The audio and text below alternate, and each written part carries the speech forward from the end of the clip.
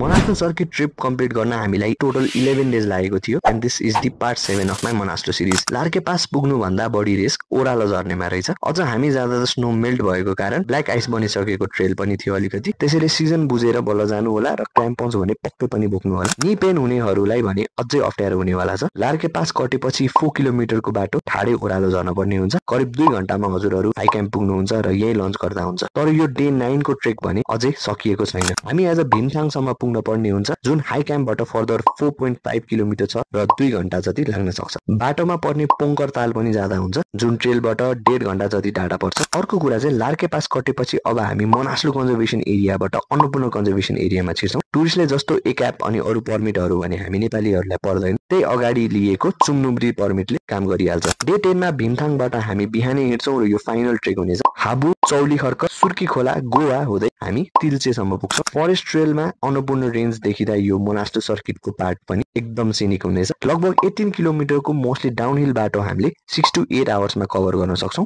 तिल्चेबाट बेसी सहर जाने जिप रिजर्भ गर्न सक्नुहुन्छ, तर सकेसम्म एक दिन अगाडि नै बुक गर्नु होला, नभए बेलुकातिर भने नपाउन पनि सकिन्छ। गाडी नपाइएको केसमा एक्स्ट्रा 1.5 आवर हाइक गरेर धारापानी पुग्दा पनि भयो, कि त यतै तिल्चेमा एक दिन बस्दा हुन्छ। जिपले बेसी सहर 3.5 to 4 आवर्समा पुगाउँछ। डे 11 मा हजुरहरू बिहानै काठमाडौँ या पोखरा जताबाट हुनुहुन्छ त्यता फर्किँदा भयो। यसरी ओभरअल 9 ट्रेकिङ डेज र 2 दिन भेहिकल गरी 11 डेजमा मोनास्टो ट्रिप कम्प्लिट गर्न सकिन्छ।